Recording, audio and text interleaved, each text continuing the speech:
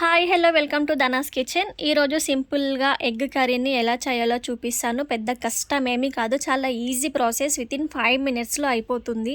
So start చేసేద్దాం. First ఒక బాండీలోకి 2 కప్పుల ఆయిల్ తీసుకోవాలి. ఆయిల్ హీట్ అయిన తర్వాత కట్ చేసిన 4 పెద్ద సైజు ఉల్లిపాయలు అండ్ పచ్చిమిర్చి వేసి కలపాలి. ఈ ఎగ్ కర్రీలోకి ఆనియన్స్ ఎక్కువగానే తీసుకోవాలి అండ్ కొంచెం కరివేపాకు వేసుకొని కలుపుకోవాలి. ఆనియన్స్ మంచిగా ఫ్రై అవ్వనివ్వాలి అండ్ అలాగే 1 టేబుల్ స్పూన్ పసుపు యాడ్ చేసుకొని ఒక 5 మినిట్స్ ఈ ఉల్లిపాయలని మగ్గనివ్వాలి. సో 5 మినిట్స్ తర్వాత చూడండి, ఉల్లిపాయలు 50% ఫ్రై అయిపోయాయి. ఇప్పుడు దీంట్లోనే 1 టేబుల్ స్పూన్ అల్లం పేస్ట్ వేసి కలుపుకోవాలి. ఇలా మొత్తం స్ప్రెడ్ చేస్తూ కలిపిన తర్వాత కట్ చేసిన 5-6 టమాటాలను వేసుకోవాలి. మనం ఉల్లిపాయలు ఎంత క్వాంటిటీలో తీసుకున్నామో టమాటాలు కూడా అంతే క్వాంటిటీలో తీసుకోవాలి. సో ఇలా ఒక 5 మినిట్స్ మగ్గించండి. 5 మినిట్స్ తర్వాత చూడండి, టమాటాలు చాలా సాఫ్ట్గా మగ్గిపోయాయి. ఇప్పుడు దీంట్లోనే టేస్ట్కి సరిపడా కారం అండ్ అలాగే ఉప్పుని వేసి బాగా కలపండి. మీ దగ్గర గరం మసాలా ఉంటే గరం మసాలా కూడా ఇప్పుడే యాడ్ చేసేయండి. నేనైతే గరం మసాలాని స్కిప్ చేస్తున్నాను. సో ఇలా ఉప్పు కారం బాగా కలిపిన తర్వాత 1 టేబుల్ స్పూన్ ధనియాల పౌడర్ యాడ్ చేసుకోవాలి. ఒక చిన్న గ్లాస్తో కొంచెం వాటర్ని యాడ్ చేసుకోవాలి. మీకు గ్రేవీ కావాలి అంటేనే వాటర్ని యాడ్ చేసుకోండి, లేక ఫ్రైలా కావాలి అంటే వాటర్ని స్కిప్ చేయండి.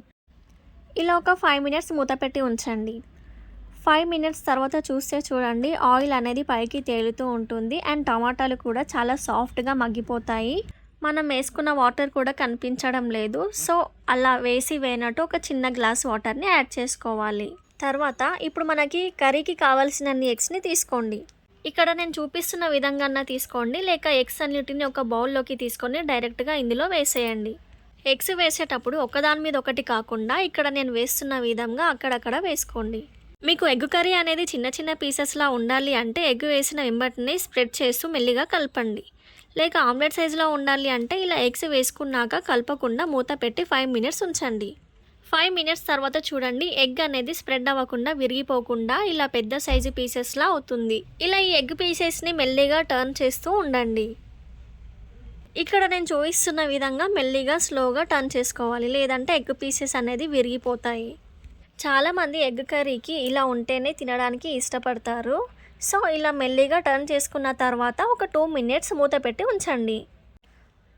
2 మినిట్స్ తర్వాత మరొకసారి ఈ ఎగ్ పీసెస్ అన్నిటిని ఇంకోసారి టర్న్ చేస్తూ ఉండండి. చూడండి, ఆయిల్ అనేది ఎలా సపరేట్ అయిందో. మనకి కర్రీలో ఎక్కడ కూడా ఉల్లిపాయలు టమాటాలు మాత్రం కనిపించడం లేదు, ఎందుకంటే మనం అంతా సాఫ్ట్గా మగ్గించుకున్నాం కాబట్టి. అండ్ ఇప్పుడు లాస్ట్లో కొంచెం కొత్తిమీర యాడ్ చేసుకోవాలి. మీ దగ్గర పుదీనా ఉంటే పుదీనా కూడా యాడ్ చేసుకోండి. సో కొత్తిమీర వేసుకున్నాక 1 నిమిషం పాటు మూత పెట్టి ఉంచండి. సో ఫైనల్లీ ఎగ్ కర్రీ అయితే ప్రిపేర్ అయిపోయిందండి. మీరు టేస్ట్ చూసి ఉప్పు కారం సరిపోకపోతే ఇప్పుడైనా యాడ్ చేసుకోవచ్చు. సో ఇంతేనండి, ఎగ్ కర్రీ అయితే ప్రిపేర్ అయిపోయింది. ఇంట్లో కూరగాయలు ఏమీ లేనప్పుడు వితిన్ 5 మినిట్స్లో మనం ఎగ్ కర్రీ ప్రిపేర్ చేసుకొని వేడివేడి అన్నంలోకి తినేసేయచ్చు. అండ్ పిల్లలు కూడా ఎగ్ అంటే ఇష్టపడతారు కాబట్టి వాళ్ళ లంచ్ బాక్స్లోకైనా మార్నింగ్ బ్రేక్ఫాస్ట్ చపాతీ దోశలోకైనా ఇలా సింపుల్గా ఎగ్ కర్రీ చేసిస్తే వాళ్ళు కూడా చాలా ఇష్టంగా తింటారు. సో ఇదేనండి ఈజీ అండ్ సింపుల్ ప్రాసెస్. మీరు కూడా ట్రై చేసి చూడండి. అండ్ నా వీడియో మీకు నచ్చినట్టయితే లైక్ చేయండి, షేర్ చేయండి అండ్ సబ్స్క్రైబ్ చేయండి. Thank you.